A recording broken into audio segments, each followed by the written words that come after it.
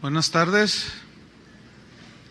Me gusta saludarle y decirle que nuestra oración es que la gracia de Dios, que lo sostuvo el 2012, lo sostenga a todos ustedes el 2013. En todas las pruebas que pasaron el año pasado, la gracia de Dios ahí estuvo, ¿verdad? Los sostuvo, los alentó. Pues esa misma gracia es dada por el Dios de toda gracia. Y esa es nuestra oración sincera para todos ustedes, para que sigan en los caminos de Dios. Así es que ese es nuestro deseo para todos ustedes, que la gracia del Señor los sostenga. Amén. Bien, vamos a iniciar una nueva serie que hemos titulado La lucha contra el pecado. Y esta primera enseñanza la he titulado El origen del pecado. Y le voy a invitar a que abra su Biblia en Romanos capítulo 5, versículo número 12. Romanos 5, 12, la lucha contra el pecado. Y vamos a ver el origen del pecado para poner como fundamento, porque esta serie va sin duda a edificar mucho nuestras vidas, nos va a dar conciencia de muchas cosas, para poder caminar mejor todavía de lo que hasta ahorita hemos caminado con el Señor. Romanos 5, versículo 12. Voy a leer. Dice así: por tanto, como el pecado entró en el mundo por un hombre, y por el pecado la muerte, así la muerte pasó a todos los hombres, por cuanto todos pecaron. La pregunta para iniciar, sin duda la más pertinente, es la siguiente: ¿qué es el pecado? Bueno, tanto en el hebreo como en el griego, la palabra pecado significa errar el blanco. Significa obrar mal en relación a lo que es la voluntad revelada de Dios. Eso es pecado. El pecado es no hacer lo que Él ha ordenado. Y también el pecado es hacer lo que Dios ha prohibido. También es hacer el mal ante los ojos de Dios. Y viene otra pregunta: ¿dónde se originó el pecado? Fíjese que hay un sector dentro del cristianismo que cree que Dios es el autor del pecado. Bueno, a mí me parece que es una aberración, y no tanto que me parezca, sino que es una aberración. Dios es un Dios santo que sacrificó a su Hijo para librarnos del pecado. ¿Cómo puede Él provocarlo o hacerlo, o en Él originarse para luego hacer todo un show en el Calvario? O sea, sin embargo, hay cristianos que así lo creen. No. Pero la verdad es que el pecado se originó en Satanás. Vamos a Ezequiel 28, 14 y 15. Este pasaje nos muestra en dónde se originó la maldad o el pecado. Dice Ezequiel 28, 14: tú, querubín grande, o sea, acuérdense que Satanás o Luzbel, luz bella, es el ángel más hermoso de la creación angelical y el más poderoso que hay. Tú, querubín grande, protector, yo te puse en el santo monte de Dios, ahí estuviste, en medio de las piedras de fuego te paseabas. Fíjese el versículo 15, perfecto eras, perfecto, había una perfección moral en Luzbel. Perfecto eras en todos tus caminos, desde el día que fuiste creado hasta que se halló en ti maldad. Aquí la palabra clave es hasta. O sea, hubo un momento en el que, de una manera que la Biblia no explica con mayor detalle, apareció la maldad en el corazón de Luzbel, de este ángel que había sido perfecto hasta ese momento. ¿En qué consistió su maldad? Quiso ser igual a Dios, quiso sentarse en el lugar de Dios, y eso Dios no lo podía permitir. En la versión Dios habla hoy, el versículo 15 se lee así: tu conducta fue perfecta desde el día en que fuiste creado hasta que apareció en ti la maldad. Apareció, se dio, ¿sí? Quiero decirles que esa es la única explicación que da la Biblia en cuanto al origen del pecado o de la maldad. Esto es lo poco que la Escritura menciona acerca de la realidad, o mejor dicho, del origen de la maldad en Satanás, en este ángel que fue perfecto hasta que se dio. Se podrá negar y especular sobre el origen y la existencia del pecado. Podrá haber muchas opiniones, pero nadie en sus 5 sentidos podrá negar la realidad de la maldad que nos arrastra a los seres humanos. Precisamente esa maldad nos arrastra a lo que Dios llama en las Escrituras pecado. Esta palabra maldad en el hebreo es la palabra Abel, con B chica, y significa literalmente mal moral, y se refiere a las acciones de las personas que hacemos desde el punto de vista de lo que Dios ha dicho que es bueno y que es malo. Es decir, es un mal moral desde el punto de vista de Dios. Dios es el que establece las leyes morales. Y a esa ley moral es la que nosotros debemos de enfocarnos. ¿Por qué? Porque si nos enfocamos a la ley moral que nosotros podamos inventar o tener, no, pues imagínense, hay gente que acepta que un hombre se case con otro hombre. Entonces, no tiene nada de malo. Entonces, esa es su moral de ellos. Entonces, ante los ojos de Dios, esa moral está distorsionada, está corrompida, es un mal, porque esa no es la práctica que Dios ha dicho que nosotros tengamos. Entonces, moralmente fue malo que Satanás quisiera hacerse igual a Dios, al mismo nivel de Dios, y sentarse en el lugar que solo a Dios le correspondía. Y quiero hacerles notar que una prueba de la universalidad del mal moral, que Dios llama pecado, es el castigo que en todas las culturas, habidas y por haber, se le da, por ejemplo, al homicidio, al robo. ¿Por qué? Porque moralmente, en cualquier cultura, de cualquier religión, moralmente es malo quitar la vida. Moralmente es malo quitarle las posesiones a una persona. Entonces aquí vemos la universalidad de la maldad, en síntesis, del pecado. Entonces, siendo Satanás el autor del pecado o en quien se originó, pues también la Biblia nos muestra que él fue el causante de que el pecado entrara en el mundo, en la creación humana, al seducir a Adán y a Eva, precisamente a que desobedecieran a Dios, al convencerlos que podían comer algo que Dios les dijo, no comáis. Los sedujo, los engañó. Esto está en Génesis 2:16. Dice, y mandó Jehová Dios al hombre diciendo, de todo árbol del huerto podrás comer, mas del árbol de la ciencia del bien y del mal no comerás, porque el día que de él comieres, ciertamente morirás. Lo malo no estaba en el fruto que habían de comer, sino en la obediencia o en la desobediencia. Ahí estaba lo mal. Cuando les dice ciertamente morirás, cuando Dios les dijo morirás, ellos entendieron perfectamente lo que Dios les estaba diciendo. Porque morir aquí significaba muerte espiritual, pero no solo muerte espiritual que significa separación de la comunión con Dios, sino también el hombre, aparte de perder la comunión con Dios, perdería la vida física, natural, y debía morir físicamente. ¿Por qué? Porque dice en Romanos 6:23, siglos después, Pablo nos da esta definición, esta revelación, que dice que la paga, porque la paga del pecado, la retribución del pecado, ¿qué es? La muerte. Esta palabra muerte en el griego es la palabra thanatos, de donde viene tanatología, que tiene que ver con todos los conocimientos médicos respecto a la muerte física de los humanos. Pero thanatos, que dice aquí, la paga del pecado es muerte, thanatos literalmente significa separación, eso significa thanatos, que se traduce como muerte, pero quiere decir separación. ¿En qué sentido? En dos sentidos. La muerte física es la separación del alma del cuerpo.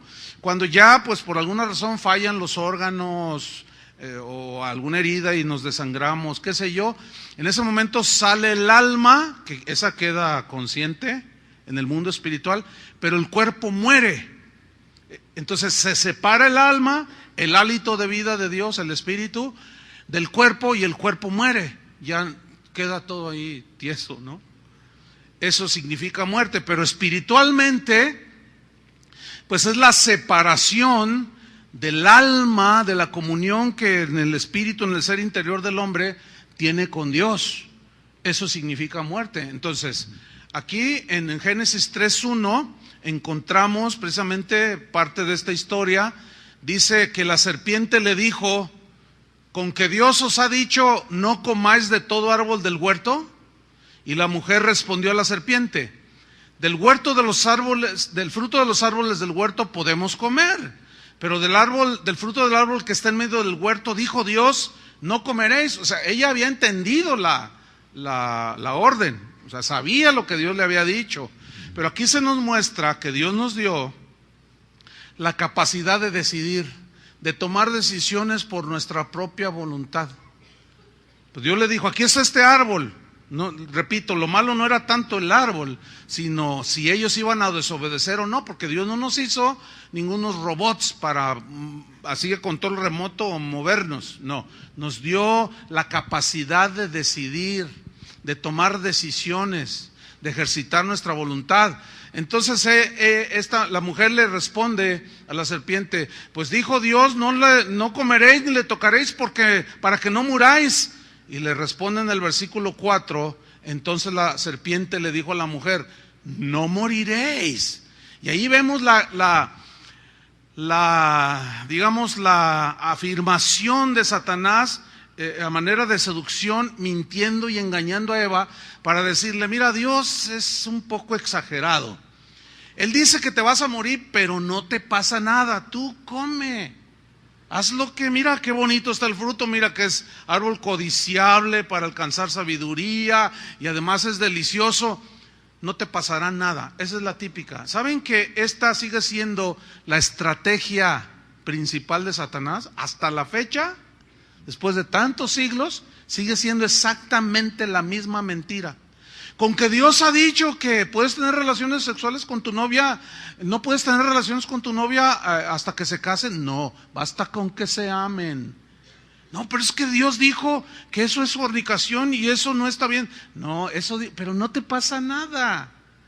Y ahí van. Y así puedo poner 20,000 ejemplos. Sigue siendo la misma estrategia. Ahora, finalmente conocemos la historia. Adán y Eva pecaron. Moralmente desobedecieron a Dios, hicieron lo malo delante de Dios. Y desde ese día hasta el día de hoy, cada ser humano que nace sujeto o con dos rasgos característicos. Estamos sujetos a la muerte física y nacemos muertos espiritualmente.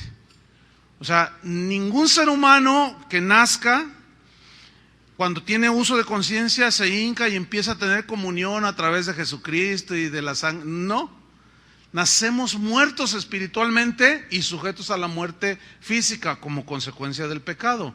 Romanos 5:12, que es el versículo que tomamos de inicio, aquí Pablo nos dice qué fue lo que sucedió cuando Adán y Eva pecaron. Romanos 5:12 dice de esta manera, para que lo busque y me siga ahí en la escritura. Dice: por tanto, como el pecado entró en el mundo por un hombre, ¿quién es ese hombre? Adán. Ahora fíjese bien, ¿quién pecó primero? ¿Eva o Adán? Eva.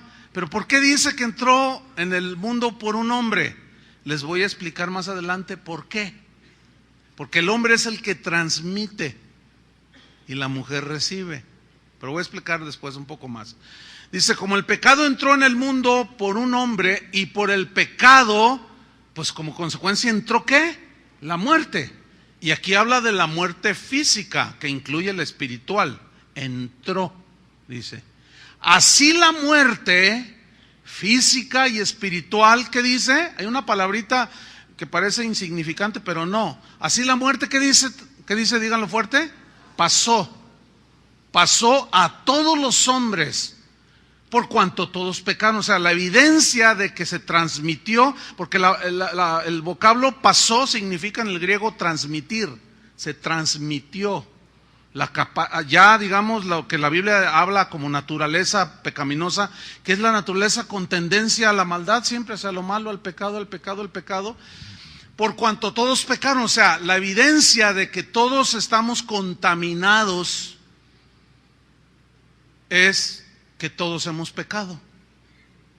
Ahí está.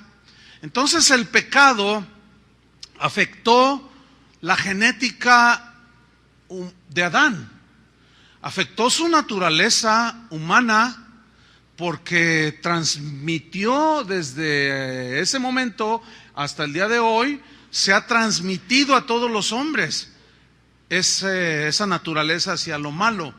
Es decir, que Adán pasó de la inocencia a un estado de pecaminosidad, la cual se transmite a todos los seres humanos. Tú y yo estamos contaminados por esa maldad que se generó también en Adán por el engaño de Satanás.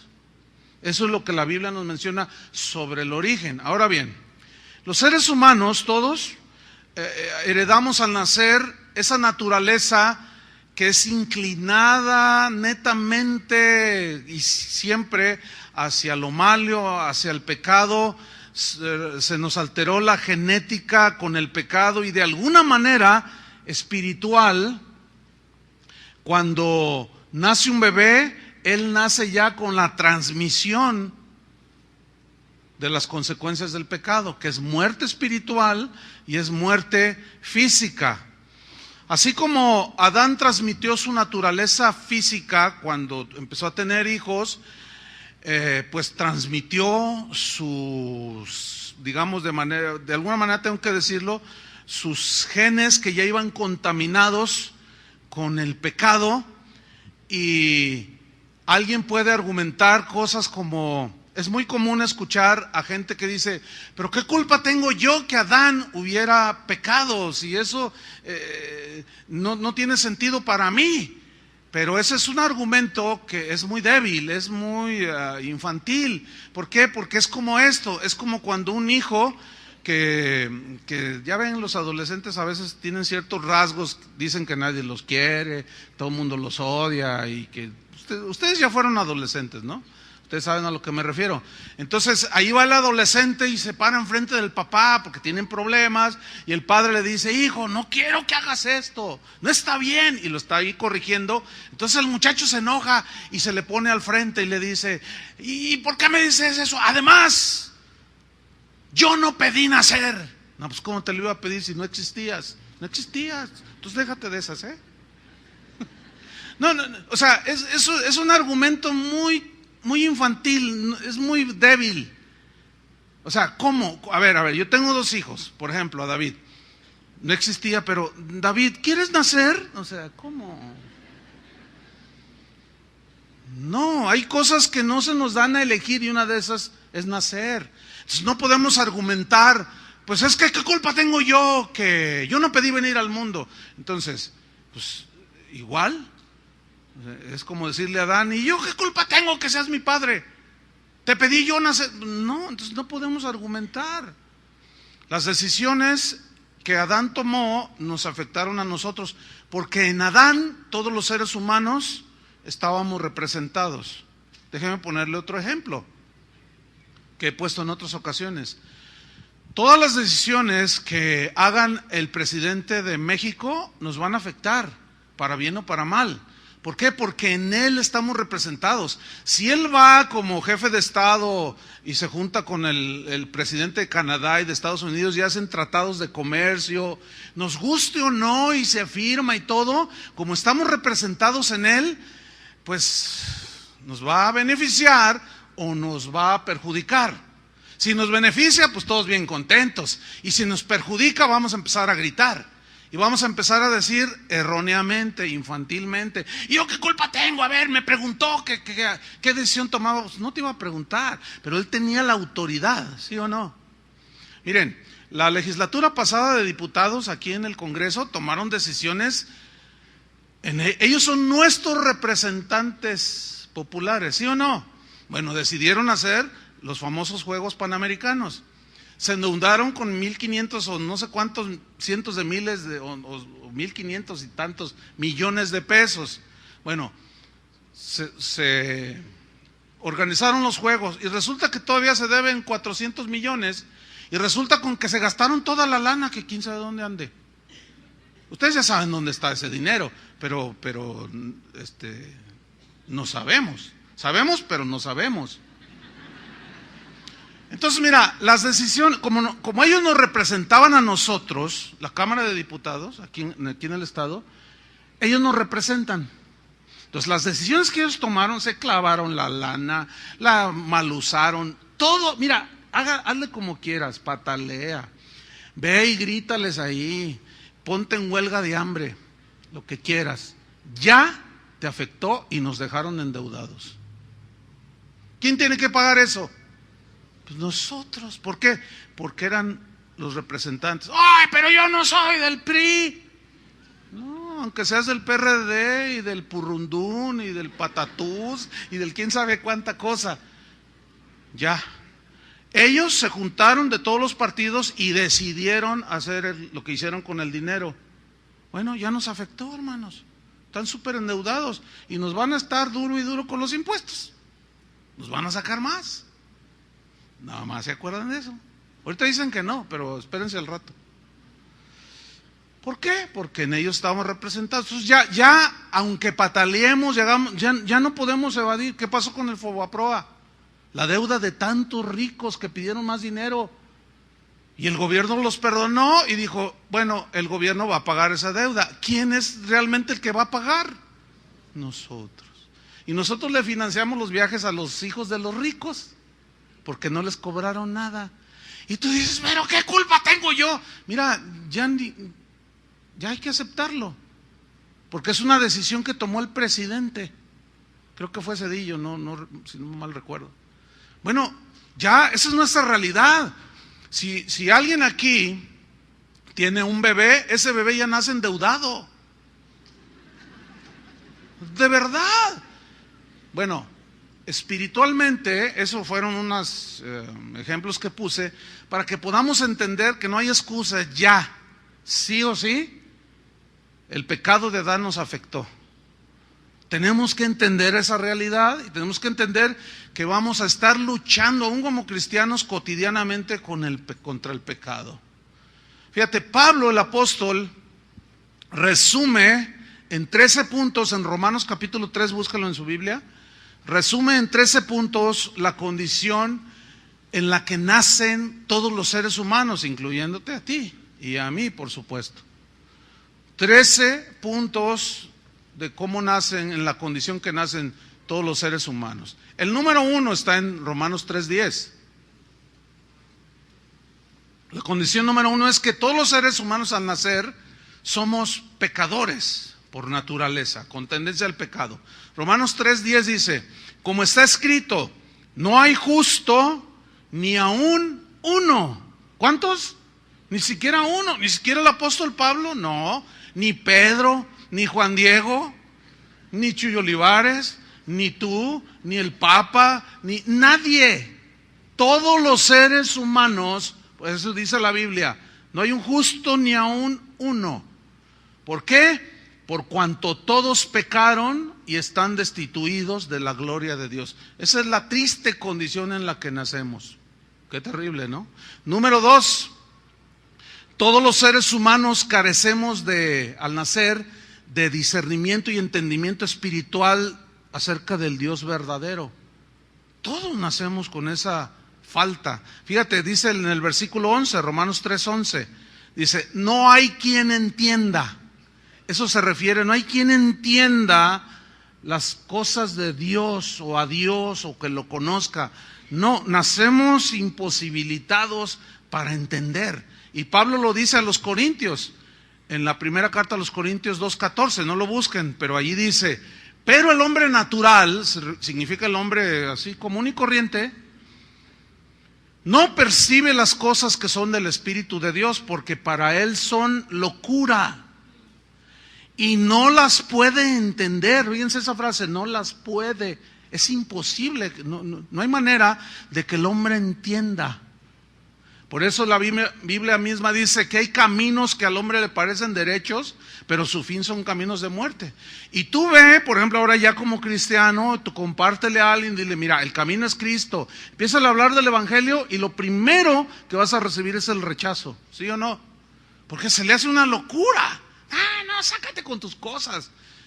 Porque así nacemos, es una condición muy triste.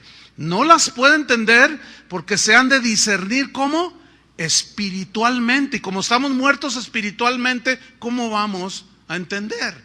Entonces la condición está terrible. Número 3, todos los humanos al nacer por naturaleza buscamos todo menos a Dios. Buscamos la mejor carrera, buscamos la mejor casa, el mejor trabajo, el mejor sueldo, todo lo que nosotros consideramos que me van a hacer feliz, y toda la vida basta ver cómo, ahora como cristianos, basta observar un poquito cómo vive la gente que no tiene a Dios en su vida. Están en la búsqueda ¿de qué? De todo lo que el mundo les ofrece, ¿sí o no? Eso se refiere, no hay quien busque a Dios. Nadie nace con eso. Todos buscamos lo temporal, lo efímero, lo vano, pero lo eterno, nadie. 4ª condición, todos los seres humanos al nacer, nacemos con la tendencia a desviarnos. Apenas damos un paso y no somos capaces de darlo derecho. Luego nos torcemos, nos desviamos. Dice en el versículo 12, todos se desviaron, todos. Por eso ese dicho del filósofo famoso, toda cabeza es un mundo, es verdad. Cada quien piensa como le da su gana, cada quien tiene su verdad. Entonces, ¿cuántas religiones hay? Hay miles de religiones, ¿sí o no? ¿Cuántas terapias de psicología hay para ayudar supuestamente al hombre? Pues hay miles de terapias. O sea, cada quien inventa lo suyo. Todos se desviaron, ¿sí? Dice, como dice Isaías 53:6, todos nosotros nos descarriamos como ovejas, cada cual se apartó por su camino. Así nacemos. Número 5, todos los seres humanos al nacer, nacemos ineptos totalmente en cuanto al conocimiento de Dios, y por lo tanto lo arruinamos todo. Dice en el versículo 12, Romanos 3:12, en la segunda parte del versículo, a una se hicieron inútiles, o sea, significa todos se hicieron inútiles. Aquí inútiles en el griego significa arruinar, o sea, todo lo arruinamos. Mira nada más, qué lugar tan hermoso, en qué lugar del universo Dios nos plantó. No nos plantó en la luna, no hay nada en la luna. No nos plantó en Neptuno ni en Júpiter, nos puso en la Tierra. Es una maravilla el planeta en el que Dios nos puso, ¿sí o no? Pero ¿cómo lo tenemos? Ya todo arruinado, todo contaminado, todo lo arruinamos. Es increíble. Y nos jactamos de ser seres pensantes. Cuando vemos a los animalitos en la naturaleza, ellos preservan todo, cuidan. Yo el otro día estaba allí, ¿no? Allí en mi casa, y bueno, ustedes ya les he contado que tengo un cuyo, tengo tortugas, tengo gatitos, tengo perritos. ¿Qué más? ¿Cucarachas? No, esas no, están erradicadas. Y estaba allí con el cuyito, ese conejillo de Indias, bien bonito que está. Y me chifla, cuando llego me chifla. Entonces, ahí estaba con él, lo estaba acariciando, ¿no? Yo estaba con mi chamarro, ahora con los días de que estaba lloviendo y hacía mucho frío. Y luego le decía, ay, cuyito, conejito, le digo, a veces quisiera ser tú. Mira, nada pretencioso, nada exigente, tú con tu mismo trajecito gris. Ve que entra mi esposa a la cocina y le chifla porque quiere que le dé comidita, ¿no? Así le hace. Ve que yo entro y ya agarro un pepino y con eso está contento. Ay, conejito, a veces quisiera ser tú. Son más consistentes con su naturaleza y nosotros todo lo arruinamos. Muchos arruinan hasta su familia. Otros arruinan el carro que traen. Todo lo arruinamos. Es una condición muy contradictoria, tomando en cuenta que somos seres pensantes, ¿no? Increíble, pero así nacemos. Todo eso son las consecuencias del pecado, y Pablo está narrando cuál es la condición que tenemos al nacer. Número 6, todos los humanos al nacer nacemos ya con ese gen de la corrupción, y por naturaleza hacemos lo malo, o sea, corruptos moralmente. Dice el mismo versículo 12 en la tercera parte del versículo: no hay quien haga lo bueno, dice. No hay ni siquiera uno. Escuche bien, esa frase, no hay quien haga lo bueno, no se refiere a una acción buena, porque todos podemos ayudar saliendo a alguien que está allí pidiendo: tenga, cómprese un pollo rostizado. Hiciste algo bueno, ¿no? Aquí se refiere a una vida constante de hacer lo bueno. No hay uno solo. Porque haces una buena, como dice el dicho, una de cal y otra de arena. Una de cal y 3 de arena. 4 de arena y 20 de cal. Somos un desastre. Esa es la naturaleza humana. Es una condición muy, muy fea. No hay quien haga lo bueno. No hay ni siquiera uno. Número 7, todos los seres humanos al nacer tenemos un potencial de maldad tan terrible dentro de nosotros, que somos dados a hablar perversidades. Romanos 13:3, ahí está. Sepulcro abierto es su garganta. ¿Por qué dice sepulcro? Ok, aquí es metafóricamente, pero ¿qué hay en un sepulcro? Pues un muerto. ¿Cómo huelen los muertos? Bien feo. Si cuando pusiste veneno para las ratas y se murió la ratita abajo de tu estufa, ya no querías ni entrar a tu casa, porque huele espantoso. O sea, metafóricamente hablando, esto es a lo que se refiere, sepulcro abierto, que expide, no habla de mal aliento, habla de lo que hablamos, ¿entienden? Que es perverso, es malo, es contaminante, huele mal delante de Dios. Así somos, fíjate, por naturaleza. Hablamos muchas cosas que no debemos de hablar desde el punto de vista de Dios. Número 8, todos los humanos al nacer tenemos por naturaleza esa tendencia a engañar. Engañar para cubrir nuestros propios pecados, nuestras propias faltas. Fíjate, en el versículo 13, en la segunda parte dice: con su lengua engañan. Primero es sepulcro abierto es su garganta, y luego empieza a definir un poco más, dice 3:13, con su lengua engañan. Es decir, así como dice en el Salmo 5:9, porque en la boca de ellos no hay sinceridad, sus entrañas son maldad. Con su lengua hablan engaños. Y fíjense ustedes, les voy a ilustrar cómo desde pequeñitos, un ejemplo que he puesto en otras ocasiones, pero aquí cabe hacerlo de nuevo, cómo desde pequeñitos tenemos esa tendencia a tratar de engañar para cubrir lo que de alguna manera, aunque estamos chiquitos, sabemos que está mal. El ejemplo es el siguiente, del niño que tiene 4 años, bueno, pues todavía podemos decir que está aparentemente en un estado de inocencia. Entonces el niño anda haciendo ahí sus travesuras y de pronto va y se mete ahí donde tienes la alacena y ve la mermelada de fresa. Entonces lo que hace el niño es esto, miren, ve la mermelada y la ve y luego le hace así. A ver, vamos a reflexionar, vamos a pensar un poco. ¿Por qué? O sea, si estuviera en un estado de inocencia, él simplemente agarra y no se anda cuidando de su mamá. ¿Por qué? ¿Por qué le hace así y luego hace esto? Queriéndose esconder. ¿Quién le dijo que no está bien lo que va a hacer? Bueno, entonces agarra, toma el frasco de mermelada y no se va y se sienta junto a su mamá, así todo como si nada pasara, y empieza a comer la mermelada. ¿Verdad que no? Se va atrás de la cortina. se va atrás donde vive el Bobby, el perro, donde nadie lo vea, y a escondidas se come todo el frasco de mermelada.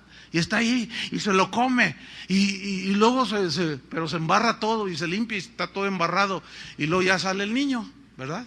Así como si nada. Y luego dice la mamá: vénganse, ya están los hot cakes, los hot cakes para el desayuno. A ver, Panchito, tráeme la mermelada para ponerle allí un poco la de fresa. Entonces ahí va Panchito y dice: mamá, el frasco está solo. Entonces, como nomás tiene 2 hijos, Juanito, y el Juanito, sí, mami. ¿Qué hiciste? Yo, nada. Hijo, te comiste toda la mermelada. Yo no fui. Y empieza a llorar. Yo no fui. Y todo embarrado. Fue lo mismo que hizo David cuando pecó con Betsabé. Hizo algo para tratar de cubrir su pecado. Fue lo mismo que hizo Acán cuando Dios dijo: no tomen del anatema, de las pertenencias de los babilónicos. Y fue y agarró y lo metió ahí, lo guardó, lo escondió. Nadie me vio. ¿Por qué lo escondió? Si no estaba mal, ¿por qué lo escondió? ¿Me estoy explicando? Entonces todos tenemos esa tendencia a engañar para cubrirnos, y decimos otras cosas que no son. Con su lengua engañan. Número 9, todos los seres humanos nacemos en nuestra naturaleza con el potencial de inyectar veneno. Mira lo que dice en el versículo 13, en la tercera parte del versículo: veneno de áspides hay debajo de sus labios.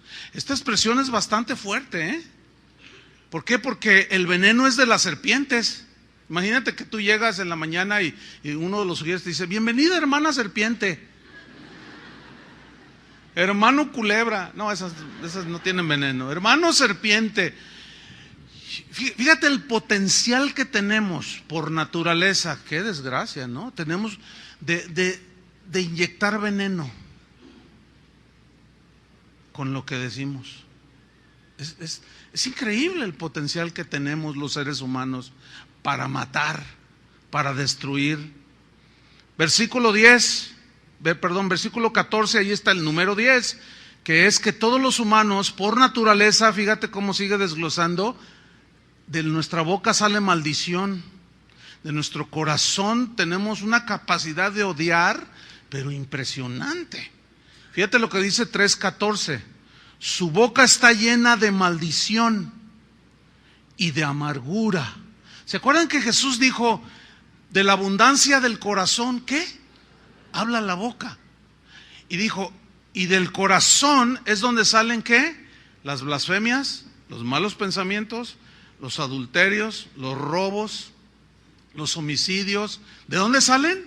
Fíjate la capacidad malévola que tenemos los seres humanos de odiar y de amargarnos. Por eso el Señor vino a enfocarse. Cuando Él vino a esta tierra, su mensaje estaba enfocado a la transformación del corazón, no a una religión externa ni ritualista.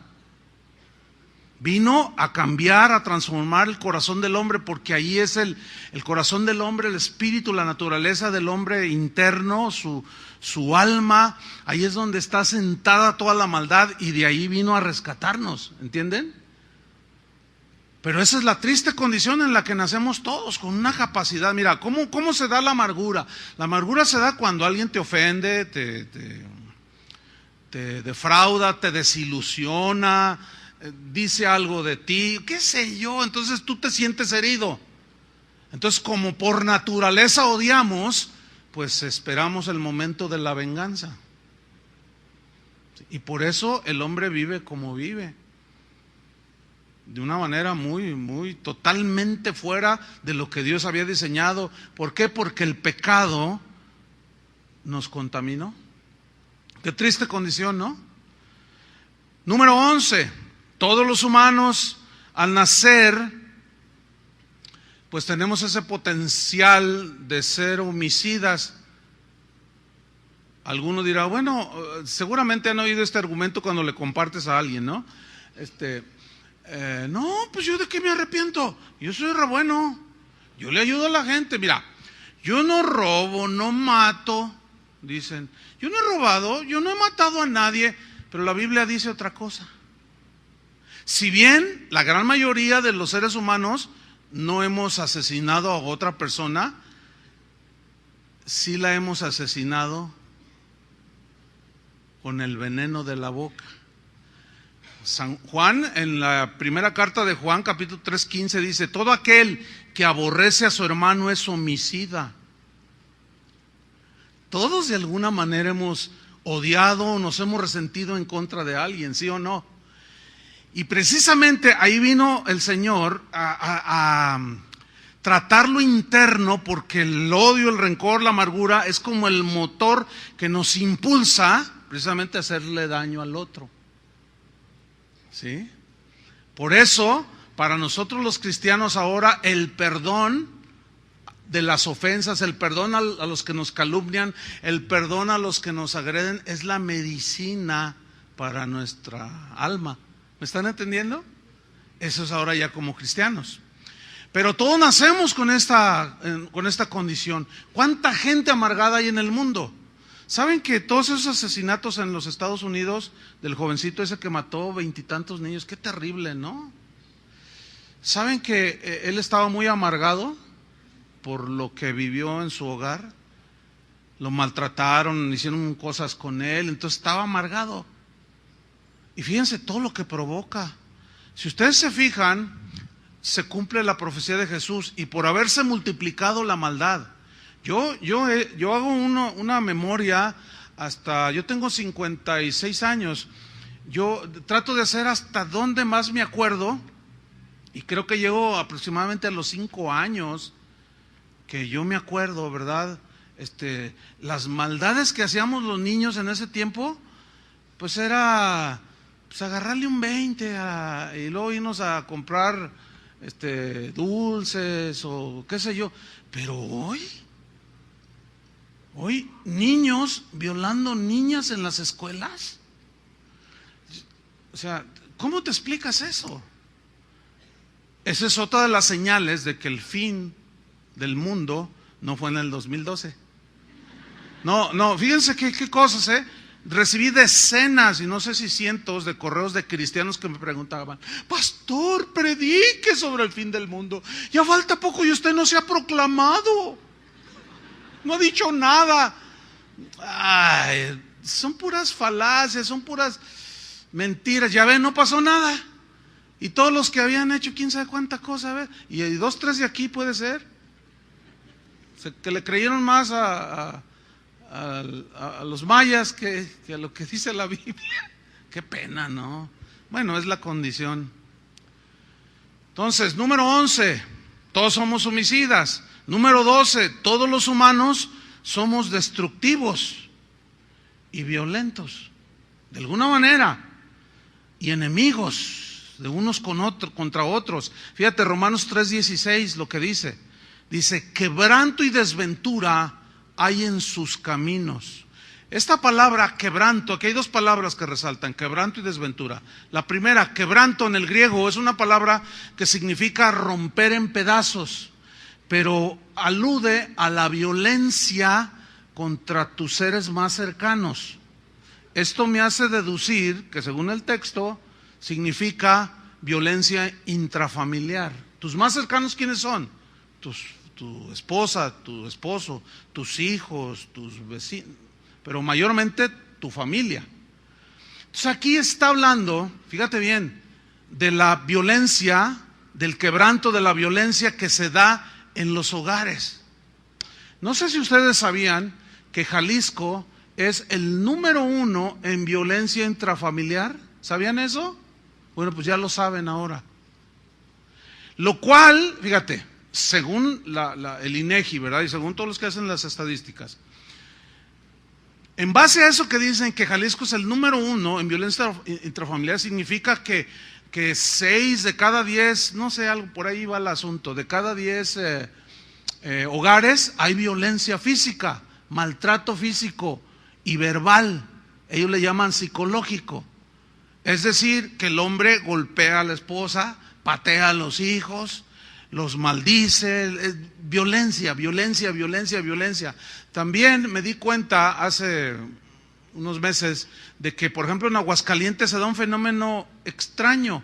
Generalmente en todos los estados de la República, aquí en México, hay una procuraduría para violencia contra la mujer, y hasta ya se tipificó el feminicidio como una manera de agredir a la mujer. Pero en Aguascalientes hay una procuraduría de protección a los hombres, porque las mujeres de Aguascalientes son más picudas que las de Jalisco. Los agarran a cacerolazos, fíjate qué cosas. No, y es en serio esto que estoy diciendo, ahí van los hombres y se quejan, mi esposa me golpea, y llegan con unos hematomas aquí en la cabeza, o como decimos acá, chipotes. Mire, el otro día sin querer me di un cacerolazo. Pues es que andaba ahí en la cocina y estaba y entonces me pegué así y me dolió. Estaba con comida ahí, era lo bueno, ¿verdad? No logré tirarla, pero me golpeé y yo dije, no, si nada más así me dolió. Ahora esas mujeres de Aguascalientes, los cacerolazos que les dan a sus maridos, fíjate, violencia intrafamiliar. Bueno, si Jalisco es el número 1 en violencia intrafamiliar, ¿saben qué me dio a pensar? Que es muy probable que aún entre los que van a las iglesias, como aquí, hay 2, 3 golpeadores. Les voy a decir una cosa, póngase con uno de su tamaño. Porque a veces los niños nos dicen, pastor, ore por mi papá, le pega a mi mamá, y ya nomás uno dice, yo a veces ya ni pregunto, ¿quién es tu papá? Porque no me va a decir, es uno de los que cantan ahí.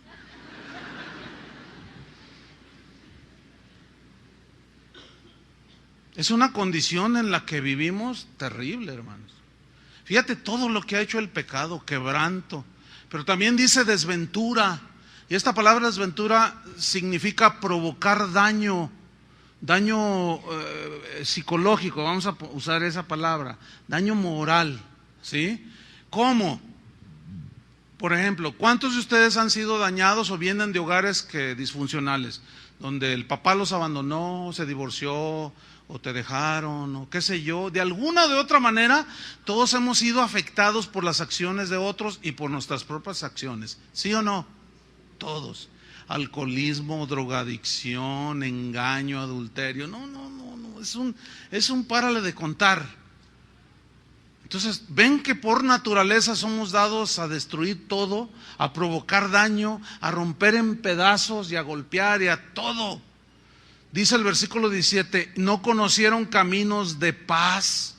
O sea, el hombre nunca ha logrado la paz. Es increíble que hemos llegado a la luna. México ya tiene un satélite que se llama, ¿cómo se llama? Cuitláhuac, no sé cómo se llama el satélite. Ya entramos a la era espacial del primer mundo. ¿Cuántos dan gloria a Dios? Y no somos capaces de tener paz.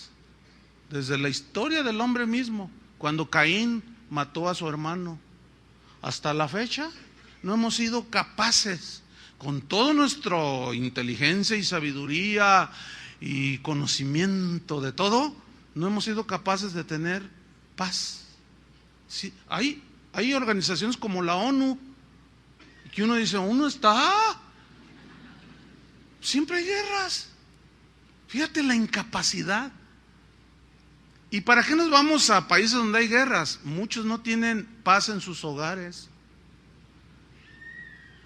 Todas esas guerras que hay es un reflejo de que en sus hogares no tienen paz. Así de simple. Porque hemos oído hasta el cansancio la frase de que la familia es la base de la sociedad. Y es verdad. Si tenemos un familias unidas, pues va a haber paz, ¿sí o no? Pero no es así. Cada vez hay más divorcios, cada vez los legisladores legislan a favor del aborto, cuánta cosa. Y el último rasgo que habla Pablo aquí es el número 13. Todos los humanos al nacer, nadie absolutamente tiene temor de Dios genuino. Dice el versículo 18, no hay temor delante de sus ojos, no hay temor de Dios delante de sus ojos. O sea, nadie nace con ese deseo de obedecer a Dios y sí te voy a obedecer. Nadie. Todos podrán tener religión, pero eso es distinto. ¿Sabían que solo el 1%, o sea, el hombre, básicamente, déjame decirle esto, el hombre por naturaleza es un hombre, somos seres humanos que tenemos la necesidad de creer en algo. Por eso hay tantas religiones, ¿sí? Tú sal con los de allá afuera, los que no conocen a Dios, y pregúntales si creen en Dios y te van a decir, claro, ¿verdad? Y también en los Reyes Magos. Y me trajo un carrito. Y yo creo en esto, todo el mundo creemos. Pero ¿cómo vive la gente? Viven sin temor de Dios.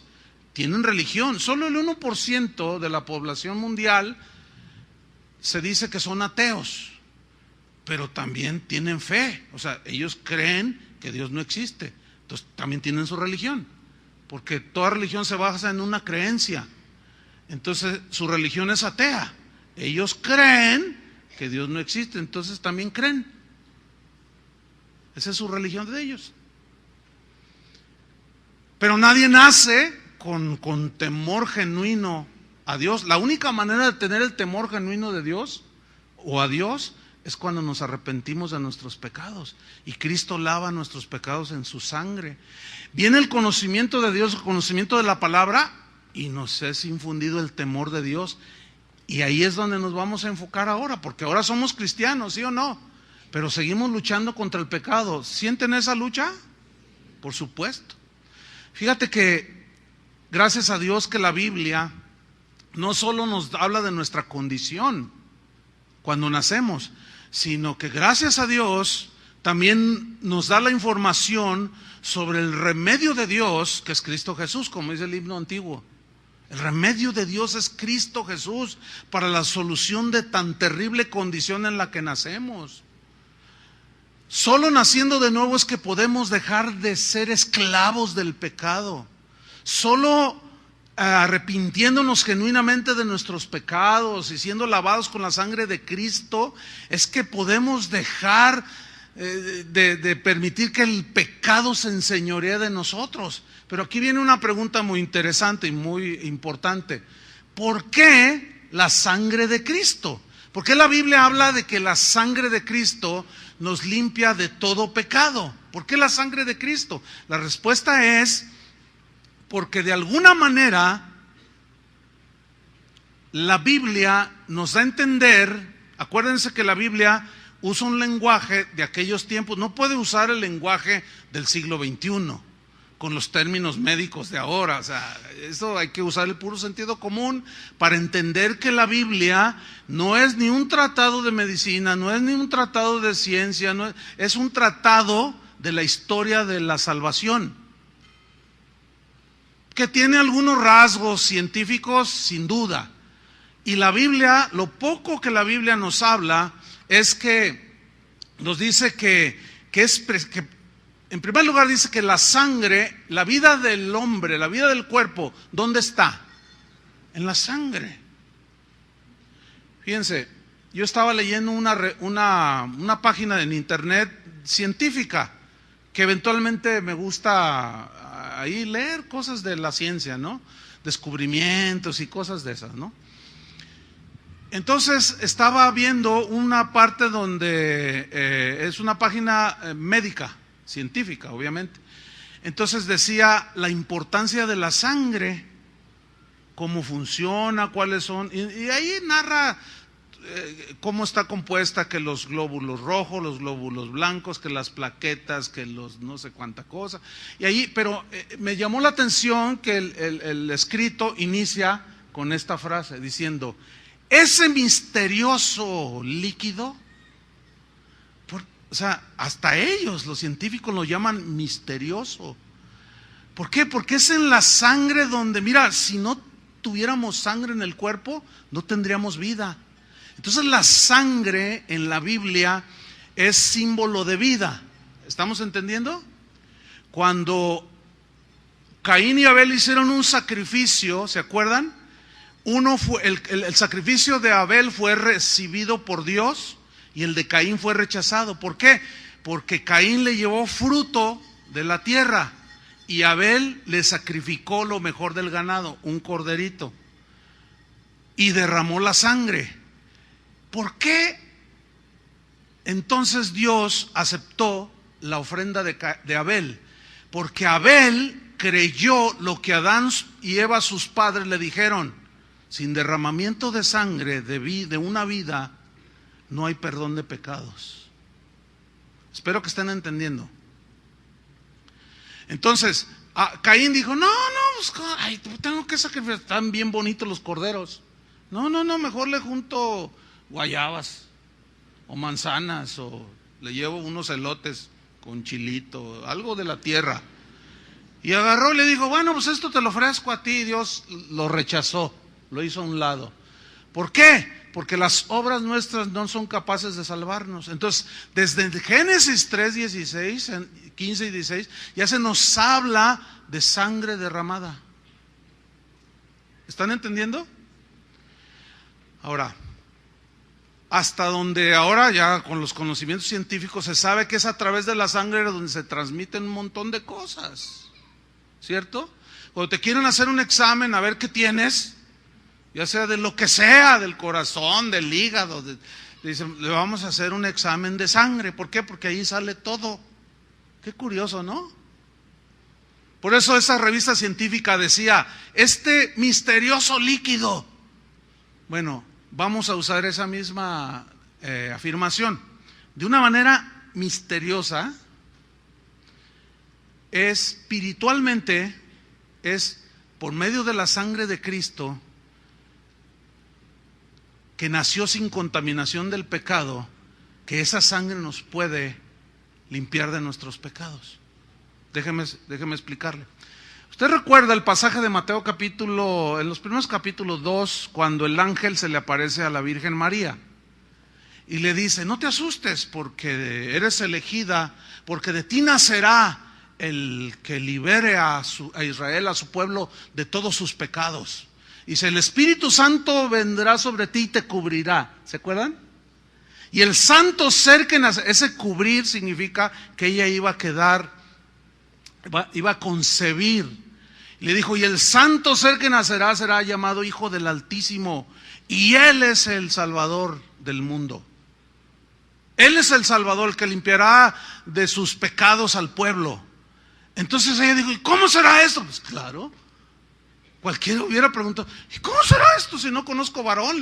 No, el Espíritu Santo vendrá. ¿Qué significa eso?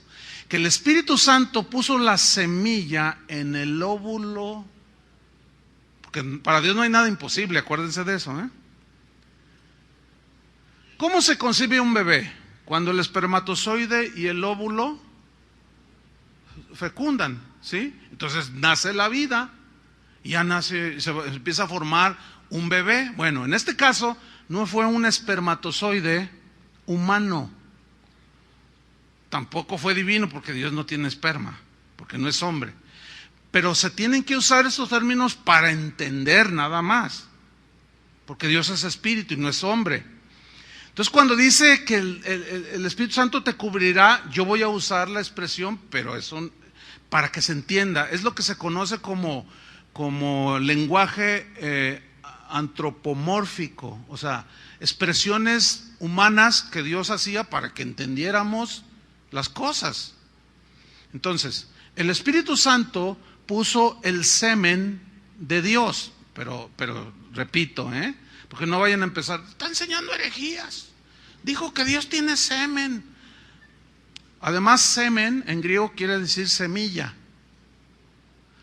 ¿sí? Entonces, el Espíritu Santo puso la semilla en el vientre de María. concibió. Surgió la vida de Jesús, hombre, del Dios hombre con naturaleza humana, pero su sangre no venía contaminada con el pecado. ¿Entiende? Por eso dice la Biblia que Él fue tentado en todo según nuestra semejanza, pero sin pecado. ¿Por qué? Porque su naturaleza que Él tenía, humana y divina, le impedía pecar. Él fue tentado, pero nunca pecó, porque era imposible, Él era totalmente puro. Por eso es que su sangre derramada en el Calvario derramó su vida. Y cuando creemos que Él lo hizo en nuestro lugar, Él mereció el castigo que tú y yo merecíamos, y creemos en esa sangre derramada, esa sangre de una manera misteriosa, entre comillas, es la que nos limpia de todos nuestros pecados, porque es la vida misma de Dios. ¿Está entendiendo? Por eso es que Jesús, ese sí fue el que, como hombre, sin pecado, sin mancha, nunca se equivocó, nunca pecó, nunca maldijo, nunca le salió veneno de la boca, nunca nada malo. ¿Por qué? Porque Él era santo. Jesús lo dijo en Juan 6:53, no lo busca, Él dijo: de cierto os digo, si no coméis la carne del Hijo del Hombre, se refiere a su sacrificio, y bebéis su sangre, el beber no es literal, por supuesto, son expresiones propias de los judíos, y bebéis su sangre, no tenéis vida en vosotros. ¿Ven cómo el mismo está hablando del sacrificio de su cuerpo y del derramamiento de su sangre? Pedro dice que fuimos rescatados de nuestra vana manera de vivir, no con oro, piedras preciosas o cosas valiosas, no, sino con la preciosa sangre de Cristo. Así dice, como de un cordero sin mancha y sin contaminación.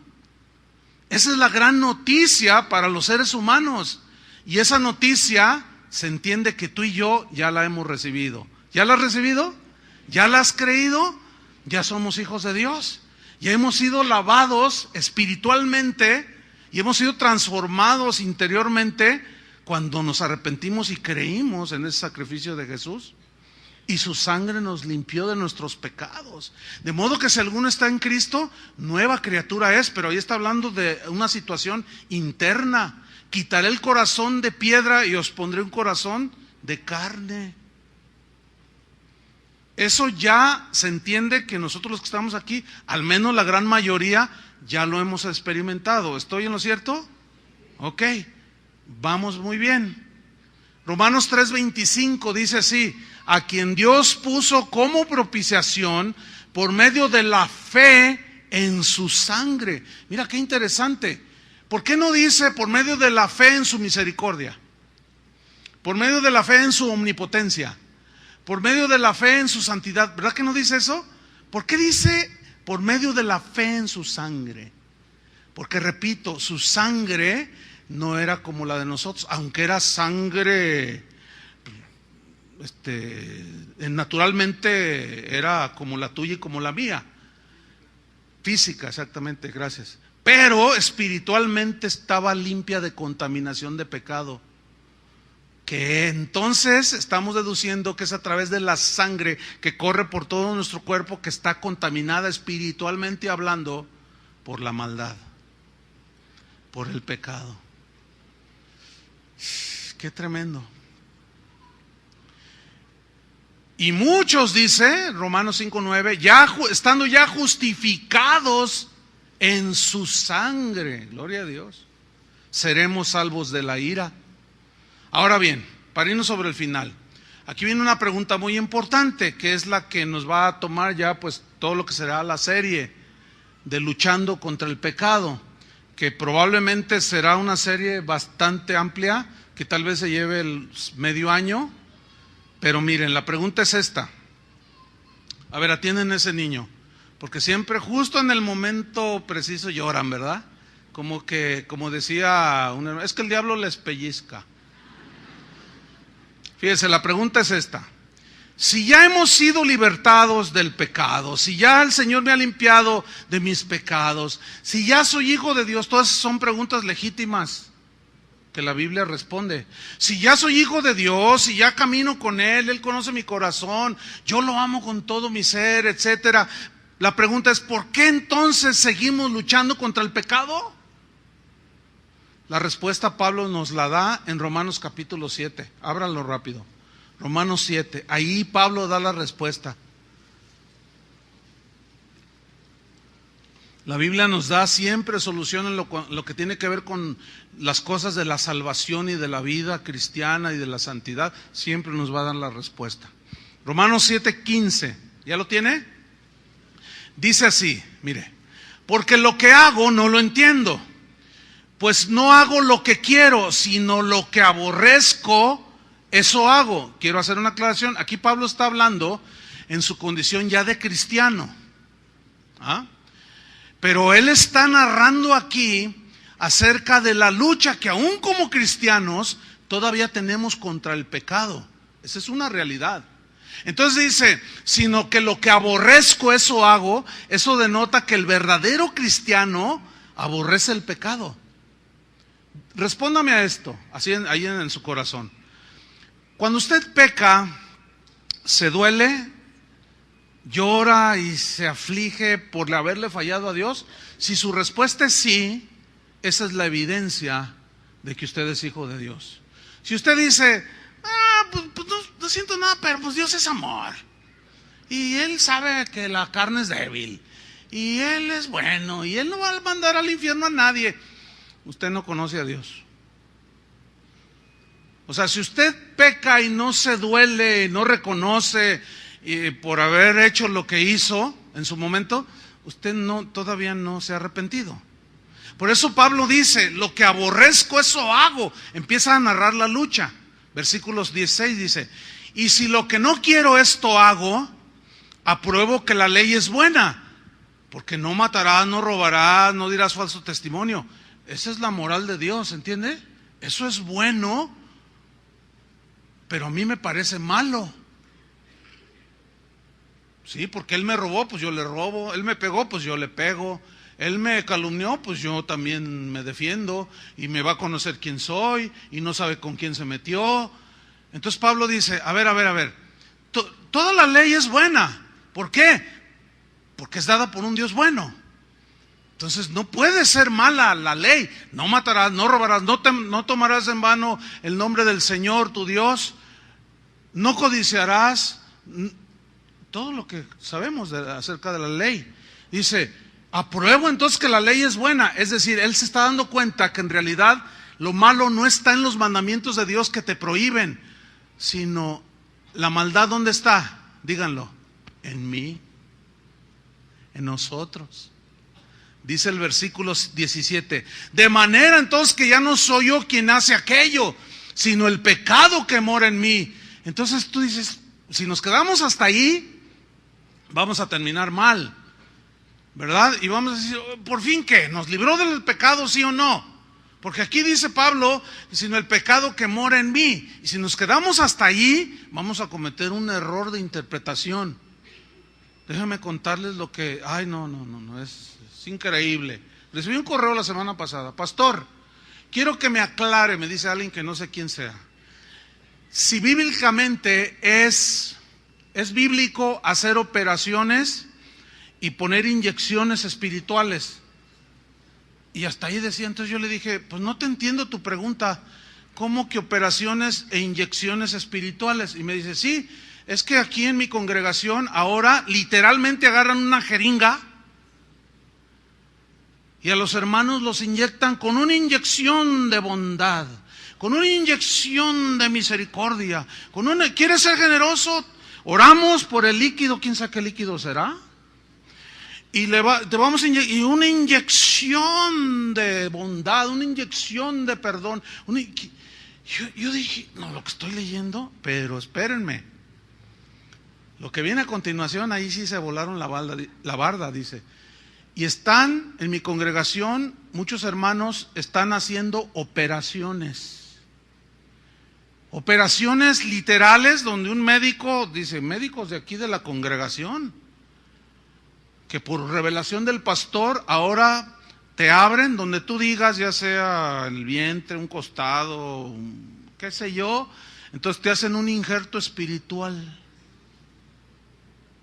Te injertamos un corazón generoso. Entonces yo estaba así, no, me está cotorreando este. Dice, y el pastor dijo, dice, yo fui con el pastor, le dije, oiga pastor, pero ¿cómo esa práctica qué? Eso parece chamanismo. Y dice, mira, el siguiente domingo, dijo, les voy a dar la base bíblica. La Biblia dice que el espíritu tiene diferentes operaciones. No, ¿verdad que está como para reírse? Dios obra a través de los médicos y de las operaciones, porque dice que el Espíritu obra por medio de distintas y diversas operaciones. Tú dices, no, no sé si ponerme a llorar. Es increíble. ¿Todo por qué? Porque interpretaron el versículo. Sí dice así, que el Espíritu tiene diversas operaciones, pero se refiere a maneras de hacer las cosas.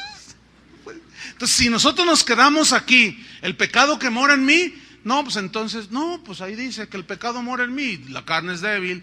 No, yo por eso, pues hago lo que hago.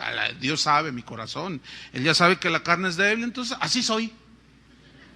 No vamos a cometer semejante error de interpretación al quedarnos ahí. Vamos a seguir leyendo.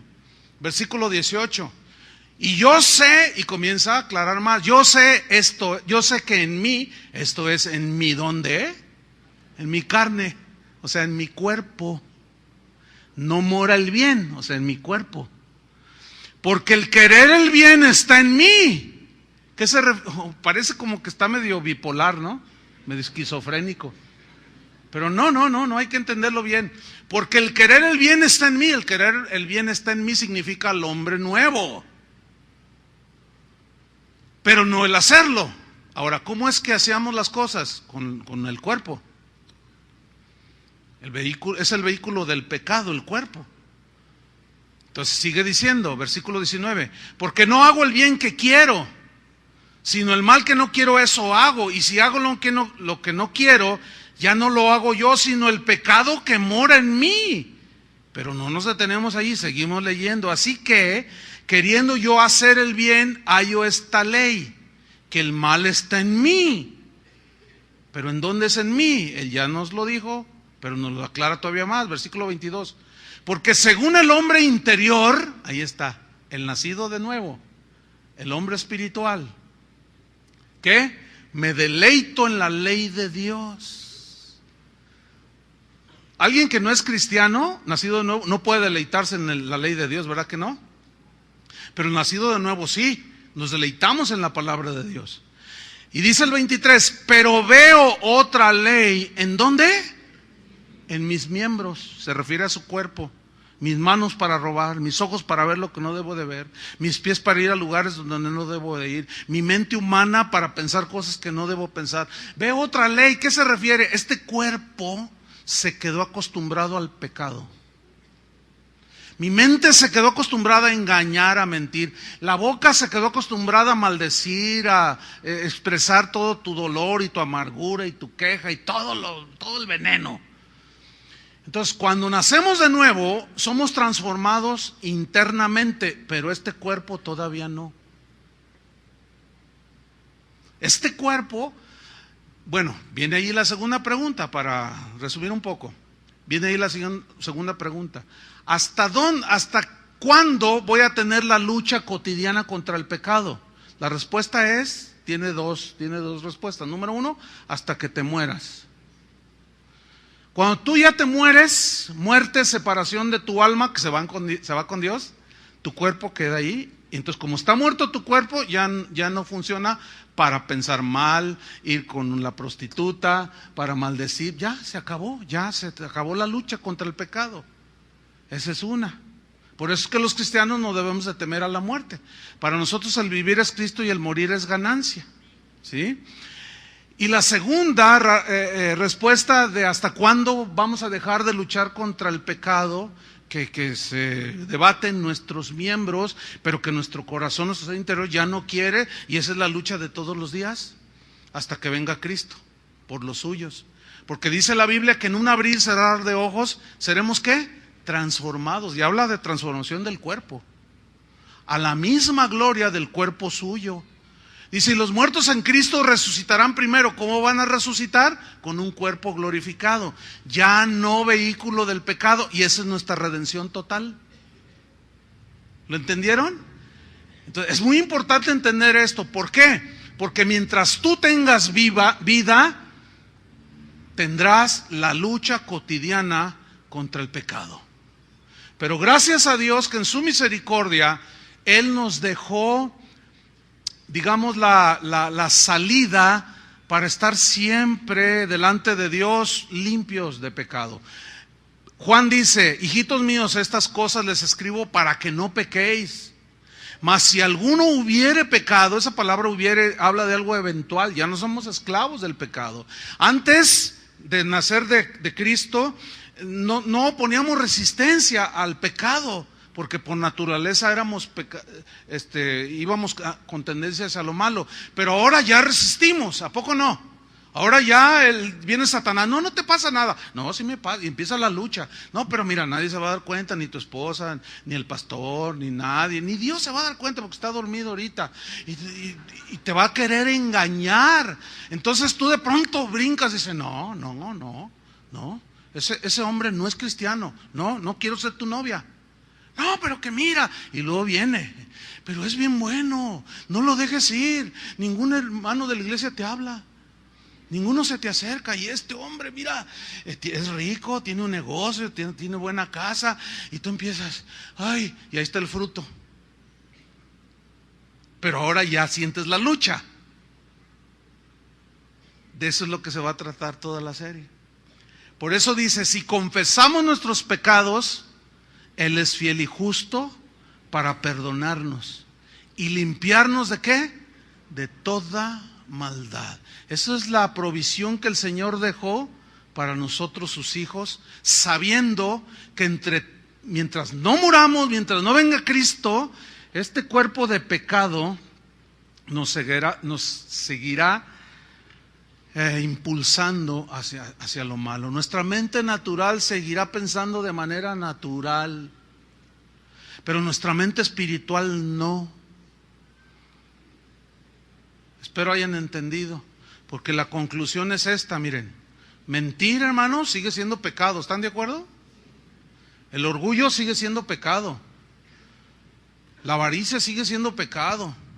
Robar sigue siendo pecado. Fornicar sigue siendo pecado. La desobediencia sigue siendo pecado. La rebelión sigue siendo pecado. La calumnia sigue siendo pecado. Y un sinfín de pecados que nombra la Biblia. Dice que ya no alimentemos nuestras pasiones desordenadas, nuestra carne, sino rechazarla. No te hagas esclavo de concupiscencias, que significa las pasiones de la carne.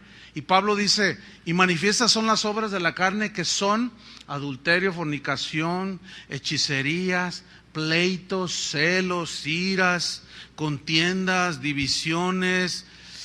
Todos esos son pecados con los que seguimos luchando, ¿sí o no? Todos los días yo siento esa lucha en mí. Con cualquier clase de pecado, ahí está, es real la lucha. Unos con el orgullo, otros con la rebelión, otros con la amargura, otros con la falta de perdón, otros con la avaricia, pero todos, hermanos, sentimos esa lucha. Tenemos que entender que es una realidad, ¿lo entienden? Porque si la entendemos, eso es un paso muy importante para estar conscientes de que cada día vamos a tener que luchar.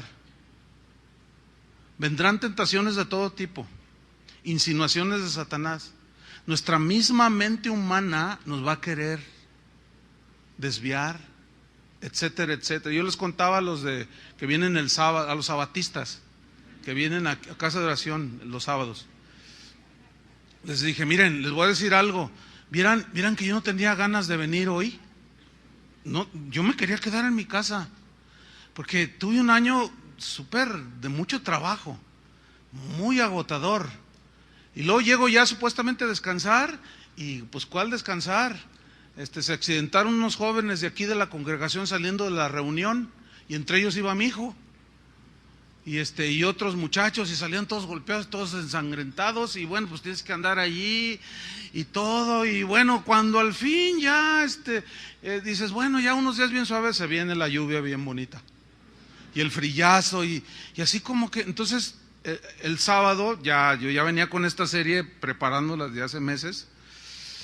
El sábado ya la puse todo en orden, pero no, mi cuerpo decía, dile a Chuy García que predique, o a Julio, son buenos, dile a Toño, dile a Sergio, ese no se raja, donde lo pones lo hace. Y yo, ¿vieron que luché? Dije, sí, yo soy el pastor. Y de pronto reaccionas, o sea, ven en todo. ¿Sí? No va a faltar a través de este año quien hiera tus sentimientos, y ahí va a haber una prueba. ¿Qué vas a hacer? Porque ya para entonces, en todos estos meses, vamos a ver todo lo que tiene que ver, definiendo lo que es, por ejemplo, lo que tiene que ver con la amargura, con el orgullo, con el enojo, con los celos, que son pecados con los cuales luchamos también los cristianos. Se ve en la Biblia. Pedro luchó contra el miedo y negó a Jesús. Judas luchó contra la avaricia, pero pues no luchó, se entregó. Pero Acán, del pueblo de Dios, sí luchó y cayó. José luchó contra la fornicación, pero venció. Ahí está, hermano, no podemos decir que no. Pero que la gracia de Dios nos ayude, amén. ¿Cuántos dicen amén? Oremos. Señor, te damos muchas gracias por la palabra que nos da luz, que nos enseña. Gracias, Jesús, por tu sacrificio en la cruz, porque tu sangre preciosa, sin contaminación de pecado, de maldad, limpia, pura, es la única que puede limpiar nuestros pecados. Y a través del arrepentimiento genuino es como viene la limpieza por la sangre tuya, Jesús.